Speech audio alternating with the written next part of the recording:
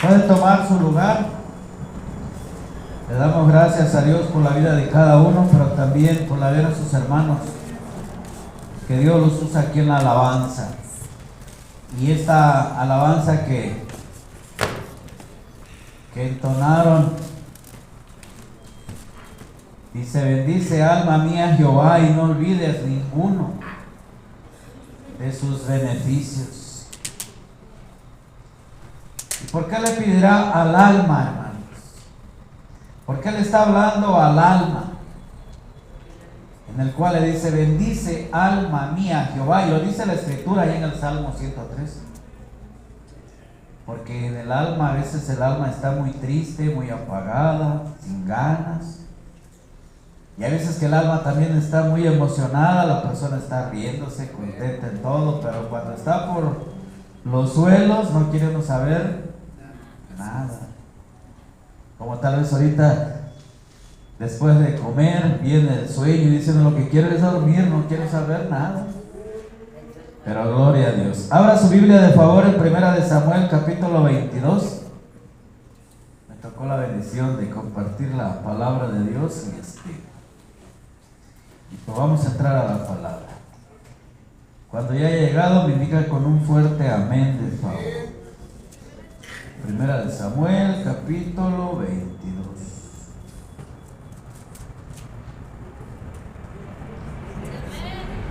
En el versículo 1 al 5 nada más le damos lectura de favor, y dice así la bendita palabra de Dios. Yéndose luego David de ahí, huyó a la cueva de Adulán, y cuando sus hermanos y toda la casa de su padre lo supieron, vinieron ahí a él, y se juntaron con él todos los afligidos y todo el que estaba endeudado y todos los que se hallaban en amargura de espíritu, y fue hecho jefe de ellos, y tuvo consigo como 400 hombres. Y se fue David de ahí a Mizpa de Moab, y dijo al rey de Moab: yo te ruego que mi padre y mi madre estén con vosotros hasta que sepa lo que Dios hará de mí. Los trajo pues a la presencia del rey de Moab, y habitaron con él todo el tiempo que David estuvo en el lugar fuerte. Pero el profeta Gad dijo a David: no te estés en este lugar fuerte, anda y vete a tierra de Judá. Y David se fue y vino al bosque de Aria. Hasta ahí nada más. Vamos a orar. Padre, en el nombre de Jesús, en esta bonita tarde te damos las gracias por tu palabra que está escrita aquí, mi Dios. Y vemos cómo a través de tu palabra guiaste a este hombre, a este joven llamado David. Y él fue obediente, él fue una persona humilde en el cual usted lo protegió. Y en esta tarde te damos las gracias, porque así como usted protegió a David, así nos ha protegido a cada uno de nosotros y nos ha hablado, mi Dios. Te damos las gracias por esto y te decimos amén.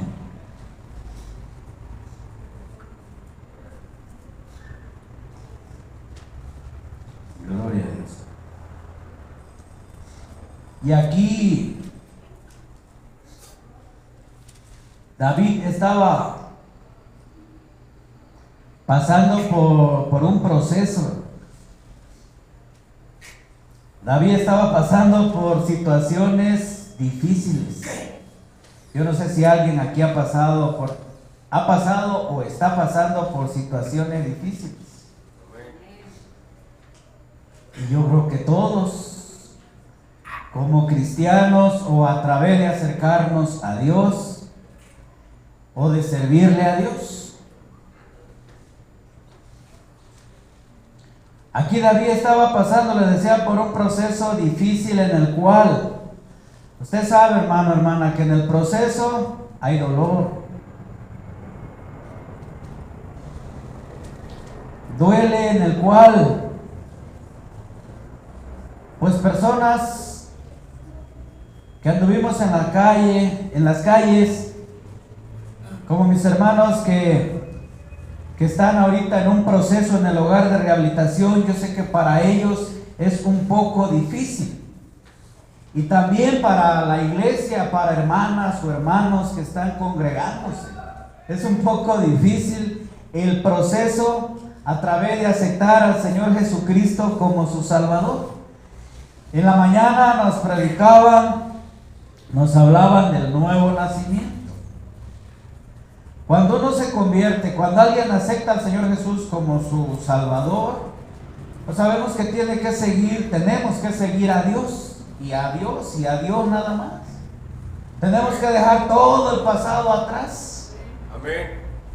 Ya no tenemos que vivir pues un rato en la iglesia y otro rato en el pasado, ¿verdad? Bueno, lo que sabía uno allá atrás. ¿Por qué? Porque el día de ahora hemos tomado la decisión de seguir al Todopoderoso. Sí, amén. No a cualquiera, Y el que nos llamó fue Dios, el que lo trajo aquí fue Dios, no fue cualquier persona. Y si fue alguna persona, pues fue gracias a Dios, que Dios hizo sentir, o puso el sentir en el corazón de esa persona el invitarla a usted. Y por eso usted está aquí en esta tarde, y usted es bendecida y privilegiada o privilegiado. Y quiero hablar de la vida del joven David, porque aquí en esta parte ya habían orado por él, ya lo habían ungido como el segundo rey, ya habían orado por él el profeta Samuel. Y de ahí se enfrenta a Goliat, o va a defender al pueblo de Dios, que era derribar a Goliat, al gigante. Pero David sabía algo, hermano, sabía en quién estaba confiando, sabía quién estaba con él. Él no iba en sus fuerzas. Veo yo ahí su vida, que él era un hombre humilde, un joven humilde, un joven lleno de amor, que va acompañado de humildad con el amor. Él no llegó presumiendo, yo lo voy a matar y va a ver quién soy yo. No. Todavía le dice, tú vienes a mí con jabalina y espada, mas yo vengo en el nombre de Jehová de los ejércitos. Y en esta tarde o en este día, yo no sé cuál es su gigante de usted. Yo no sé cuál es el gigante que se le está enfrentando ahorita. Pero en sus fuerzas no lo va a poder vencer. Lo va a vencer en el nombre de Jehová, del Todopoderoso. Sí, amén.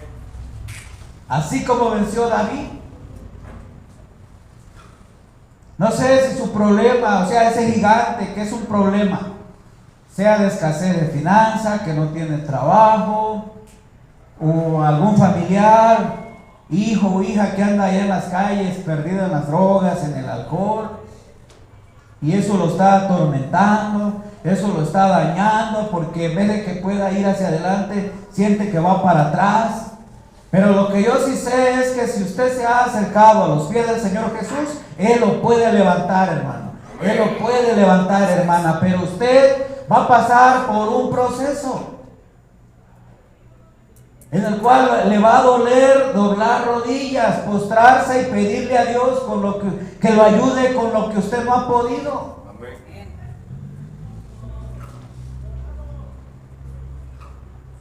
Hablábamos del hogar de rehabilitación. Ahí mis hermanos tal vez ahorita están batallando porque no soportan al de al lado. Y yo voy de acuerdo que es difícil soportarnos, pero el apóstol Pablo dice ahí, soportaos unos a otros. Entonces queda entender que sí se puede. Y si usted pasa ese proceso como lo pasó David, Dios lo va a levantar en alto, hermano. Para que Dios levantara a David como el gran rey y allá de Israel, él tuvo que esforzarse, él tuvo que ser valiente, él tuvo que vencer. Muchas veces He escuchado que dicen, si Dios ya venció, sí, Dios ya hizo su parte, Dios ya venció y dio su vida por cada uno de nosotros, pero ahora nos toca a nosotros. Y ese es el problema. Ese es el problema en el cual pasar por ese proceso de vencer cuesta.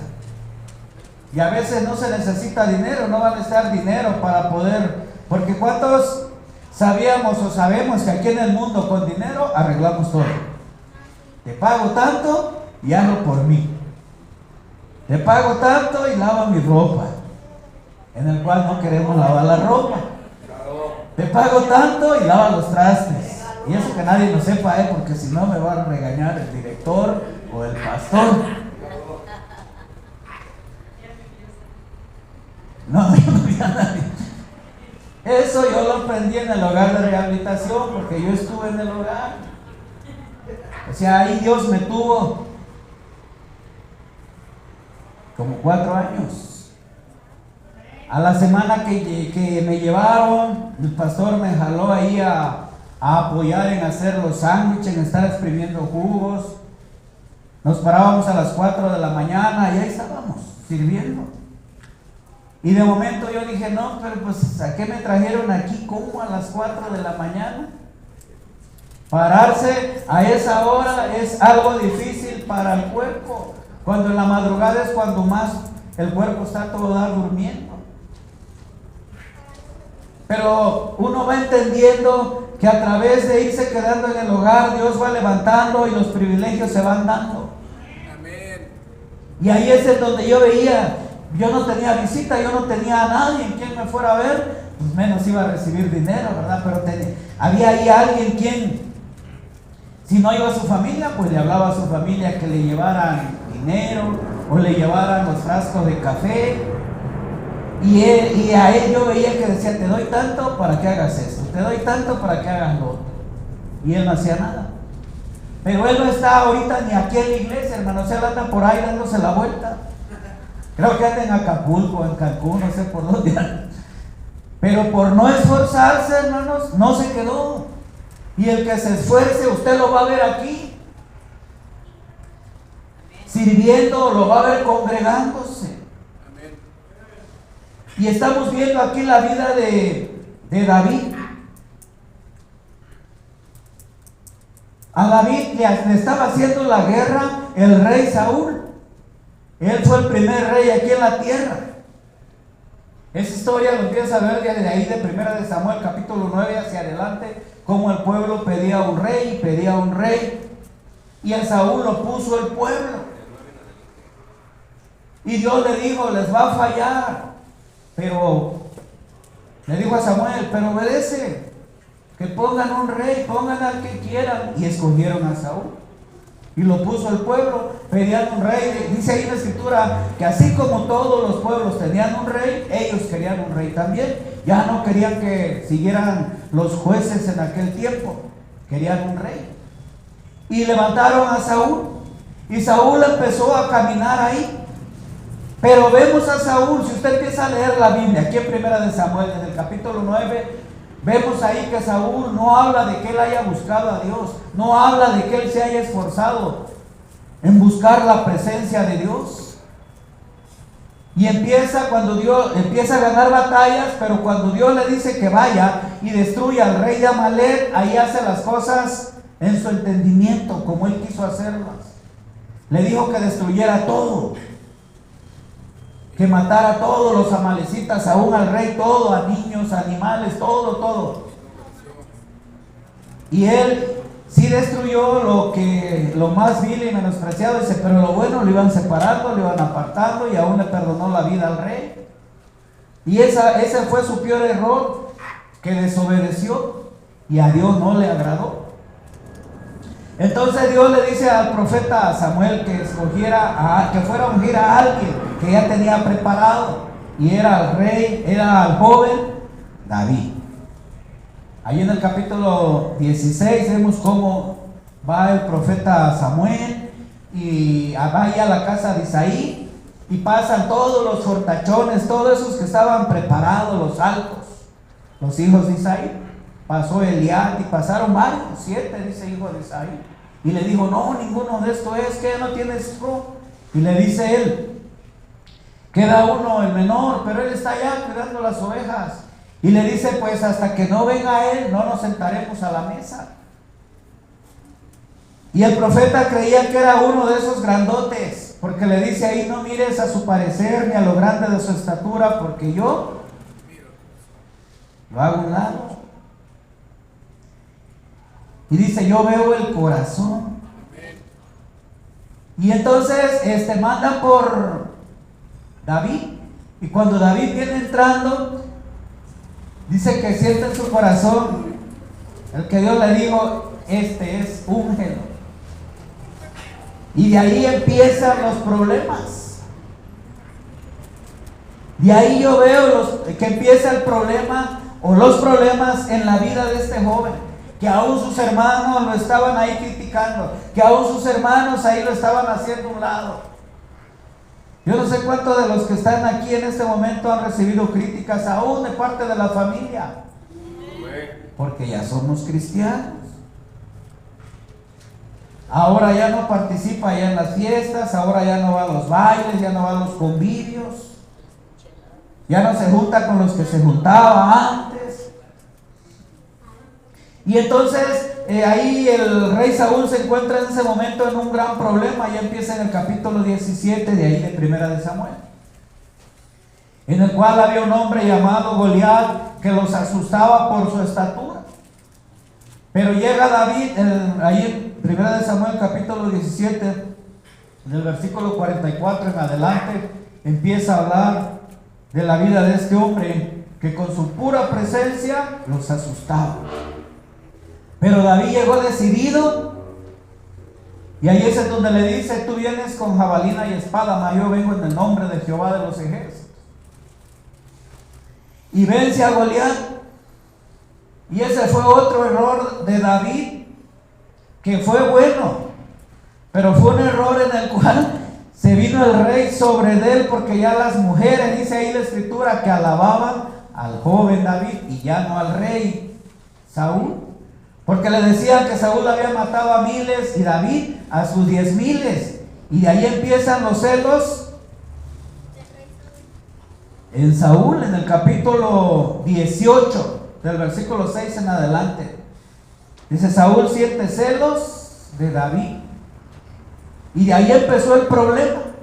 Y David decía, pues es que yo nada más lo que quiero es ayudarlo. Y andaba de desierto en desierto, de desierto en desierto. Y por eso viene y se mete aquí a esta cueva, que le llaman también casa de refugio, en la cueva de Adulán. Y como tema así le puse el proceso, y como título, ¿hay dolor o en el dolor? Porque para David en ese momento, ¿usted cómo cree que se sentía él a través de haber hecho un bien y lo tomaban como mal? ¿Cómo se sentiría David en ese momento si él mismo lo expresa, decir, si yo lo que quiero es ayudarlo y él lo que quiere es matarme? Si usted empieza a leer ahí desde el capítulo 18 hasta el 21, va a ver cómo Saúl nada más pensaba en matar a David. En matar a David, dice la escritura, que estaba en su palacio o en el palacio, y ahí andaba con una lanza en la mano pensando, en donde yo lo encuentre lo voy a clavar, en donde yo lo vea lo voy a matar.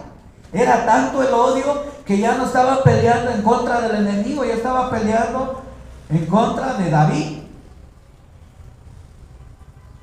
Yo no sé si usted ha pasado por situaciones así difíciles, por algún proceso en el cual después de haber hecho un bien lo tomen como a mal y empiecen ahí a criticarlo, le decía, a hablar mal de usted, y él decía, ¿y ahora qué le pasa? En vez de que me dé las gracias, lo toma mal. Y aquí vemos a este hombre en el capítulo 22 que leímos, versículo 1 en adelante, cómo va y se mete a esta cueva. Pero ahí yo no veo que David se haya metido con miedo, no veo que se haya metido asustado a esconderse, sino que él aquí entra a este lugar a buscar la presencia de Dios. Y ahí es en donde él empezó a fortalecerse como un líder, a buscar la presencia de Dios, y Dios de por sí estaba con David. Y esto también me habla de la vida de José el soñador, cuando sus mismos hermanos lo venden, lo meten ahí primero a la cueva como un animalito. Lo bueno que esa cueva pues no tenía agua, o ese pozo. Si no, se imagina, se hubiera ahogado. Pero en esa cueva se imagina que, o sea, poniéndose a pensar, ahí habían bichos, ahí habían animalitos que le podían picar, pero Dios lo empezó a librar y a librar y a librar. Y si usted lee la historia de Josué ahí en Génesis capítulo 37 hacia adelante, vemos cómo pasó por situaciones difíciles. Aún lo metieron a la cárcel porque le levantaron falso de que quería acostarse con una mujer que lo quiso seducir, y él no se dejó. Y ahí también empezaron a hablar mal de él. Pero Dios, dice la escritura, que estaba con él, y se lo llevaron a Egipto cuando lo vendieron, y ahí Dios lo levantó y lo levantó, que llegó a ser un gran rey ahí con el faraón, o a reinar como rey en lo alto. Y lo mismo va a pasar con cada uno de nosotros. Si usted está en el hogar de rehabilitación, si usted está aquí en la iglesia buscando la presencia de Dios, no van a faltar obstáculos, hermano. Obstáculos van a sobrar, en el cual lo van a querer parar a usted, en el cual lo van a querer detener y que se desanime y se vaya.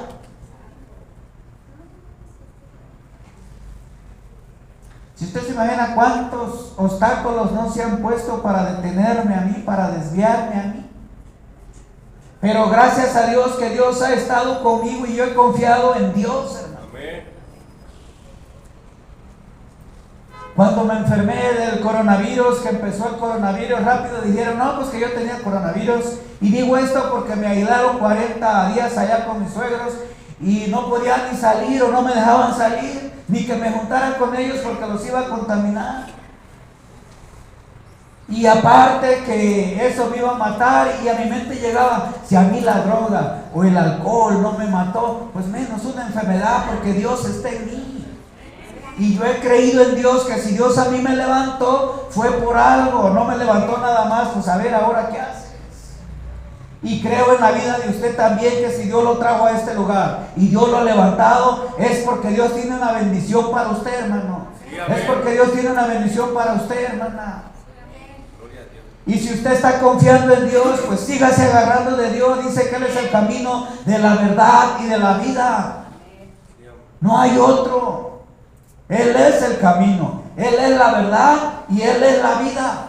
Mientras empecemos a caminar en la verdad, toda la mentira se queda atrás. Porque la mentira es la que está dañando, la mentira es la que está destruyendo la vida de muchas personas. Hay personas ahorita en el hospital que ya están ya muriéndose, pero no por la enfermedad, sino por el miedo. Y muchos de los que estamos aquí no conocíamos el miedo, y al estar en el hogar de rehabilitación, pues sí, muchos empezamos con miedo, o aquí en la iglesia.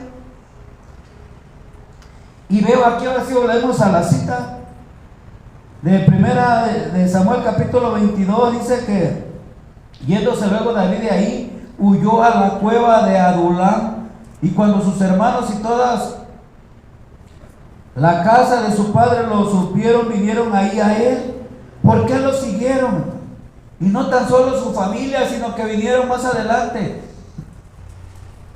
En el capítulo 2 dice, y se juntaron con él todos, afligidos, y todo el que estaba endeudado, y sigue hablando. O sea que ahí estaba alcance de victoria, ya había empezado. Puros afligidos, tal vez de deuda, o de que no tenían trabajo.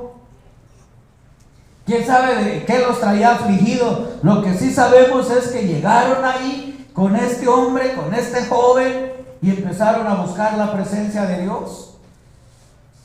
El hombre de Dios sabe lo que tiene que hacer, hermano. El líder que se ha acercado a Dios sabe lo que tiene que hacer.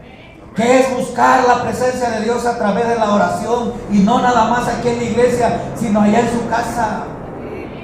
Yo anoche eran como a las 12 de la noche y todavía no me podía dormir. Y yo dije dentro de mí, pues algo Dios me quiere decir, porque se me quitó el sueño de momento y me puse a orar y a orar y a buscar la presencia de Dios, y después me quedé dormido. Pero es Dios quien lo tiene en ese momento, que quiere hablar con usted. Y le decía, un hombre de Dios sabe lo que tiene que hacer. David sabía lo que tenía que hacer: buscar la presencia de Dios, fortalecerse en Dios. Y a eso enseñó a estos hombres que estaban afligidos, que estaban endeudados, y todos los que se hallaban en amargura de espíritu. Todo hombre amargado que andaba ahí sin rumbo llegó a ese lugar, pero Dios los levantó, Dios los ayudó. Y ya más adelante habla de que tenían como ¿cuántos? 400 hombres. Después de ser unos, no dice la Biblia, ¿verdad? Pero yo creo que eran unos drogaditos ahí, eso los habían endeudado. Unos borrachos que iban a la tienda a pedir ahí prestado uno de tonalla. Porque en la tienda sí lo prestan, pero en el ahorrera no. Y dice, ¿pero cuándo me lo vas a pagar? No, pues al rato, nada más que venda esto que traigo aquí clavado. Santo. Y Dios los levantó. Y esto es lo que a mí me llama la atención, que Saúl quería matar a David, pero David eso no lo atemorizó, y para llegar a ser rey, él tuvo que vencer con todo. Y lo mismo pasa con cada uno de nosotros. Si usted quiere estar como rey en algún lugar, tiene que vencer con todos los obstáculos, tiene que pasar ese proceso difícil que de momento dicen, ya no quiero saber nada, mejor me voy. Pero si alguien se va, pues allá afuera igual tiene que pasar por ese proceso difícil en el cual tienen que andar ahí pidiendo, mendigando para comprarse un taco, o a veces mendigando hasta un trabajo, como anduvo el hijo pródigo ahí cuidando cerdos, y después se acordó en el cual en la casa de su padre tenía de todo, no le faltaba nada. Y dice que se levantaron 400 hombres.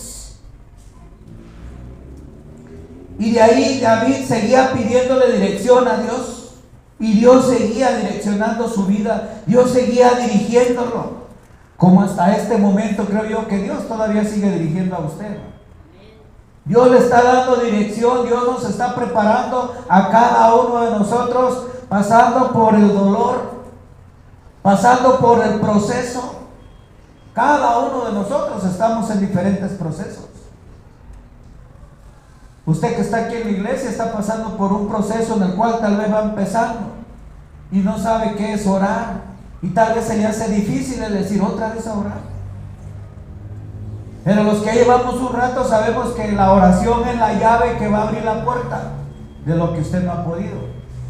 Por eso le dice ahí al rey Ciro, yo iré delante de ti y enderezaré los lugares torcidos. Ahí está la escritura en Isaías 45, capítulo 45, versículos 2 y 3. Y en varias. Veo ahí la vida del apóstol Pablo, dice que a medianoche él estaba orando. Ahí en Hechos capítulo 16, en el versículo 25. Pero en el 13 habla que él ahí había expulsado un espíritu de adivinación que traía una muchacha. Y por haber expulsado ese espíritu se metió en un problema, que de los amos de ella, los que lo dirigían, se molestaron y lo detuvieron. Y aparte le pegaron y lo metieron a la cárcel, y no tan solo en la cárcel, en el separo. Pero ahí en el separo, ahí empezó a orar.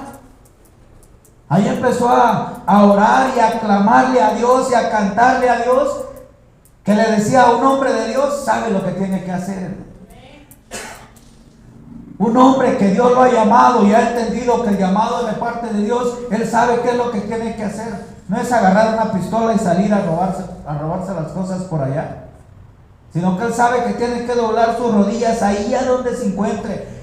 Aún se encuentre como encarcelado, que ahora ya no hay salida, bueno, pues aquí yo voy a orar y Dios me va a responder. Y Dios le va a responder a usted si se pone a orar. Le voy a pedir a mis Hermanos que pasen los de la alabanza, por favor. ¿Por qué? Porque el ejemplo lo tenemos ahí en la Biblia. Le decía, el apóstol Pablo estaba encarcelado, pero eso no lo detuvo para no seguir buscando la presencia de Dios. O decirle a Dios, Señor, yo me encuentro aquí, pero el día de ahora yo sé que usted me puede sacar de este problema. En el caso mío, a mí me tuvieron por varios lados, me llevaron hasta con psicólogos. Y el psicólogo no pudo hacer nada porque no tenía el medicamento. Hace rato nos hablaban también de que estamos en el mejor hospital, y eso sí lo creo. Porque usted está en un hospital en el cual Dios lo está llenando de su amor. Dios lo está llenando de su amor, llenando ese vacío que había en su corazón, que muchos quisimos llenar con otras cosas, que muchos anduvimos buscando por otros lados y no se pudo. Y el día de ahora que usted se sentía mal y no hallaba la salida y se acercó a la iglesia, Dios lo está levantando, o Dios ya lo levantó. Nada más falta que usted la crea. Póngase de pie, por favor.